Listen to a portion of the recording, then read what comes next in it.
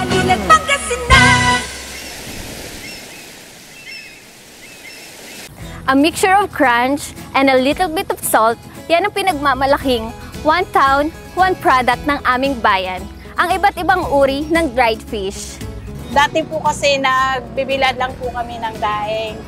Tapos hanggang napag-isipan po namin na magbibinta na lang po. Usually po yung mga best seller po namin is pusit po. Yung sweet pusit, 300 po yun per 1/4.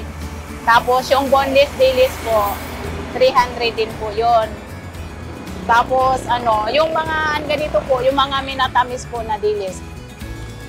Dito sa National Highway ng Poblacion East, matatagpuan ang hilera ng mga dried fish. Tara, tikman natin yung isa sa mga paborito ko. Tara, tikman natin.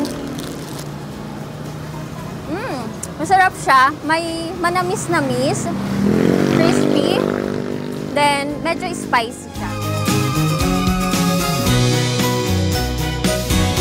Bukod kasi sa hindi siya maalat, tsaka dried na po kasi siya, hindi na po siya ng mga amag. Kung sakali pong dadali nila sa ibang bansa. Mas quality po kasi yung pagkabilad namin. Bili na po kayo, pasyal kayo sa Swal. Every time na nauwi kami dito talaga kami bumibili ng mga daing para dadalhin po balik sa Kapunsa. Sa masarap ang daing dito. Daing, bagoong, dito sa Pangasinan. Dito na kayo pumunta sa Swal, masarap ang daing. Nakatulong naman po siya noong kaanuhan po ng pandemic kasi nung pandemic po kasi di po masarado. Pero nung pagkatapos po ng pandemic, sir, lahat po ng mga vendors po dito, nagbukas po silang lahat. Kaya nakatulong din po sila ng malaki. Ang Swal po, nakilala po sir sa pag-aano po ng tuyo. Ang tuyo po kasi ng Swal, hindi po siya maalat. Kaya yun po sir ang binabalik-balikan talaga ng mga customer. Nakilala po ang Swal sa tuyo. Ang nag-i-start po ang mga price po namin from 80 pesos sir hanggang sa 120. Depende po yun kung ano po ang supply na mas mataas o mababa. Ang tuyo sir, matagal na po yan.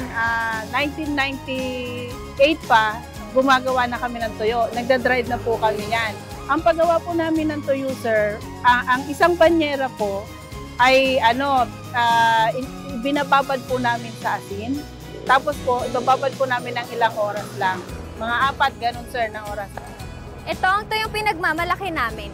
3 pesos siyang hinuhugasan at 2 araw siyang binibilad para hindi siya ganun kaalat.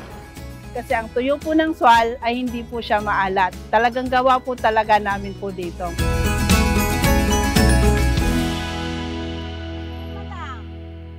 Balilan Pangasinan.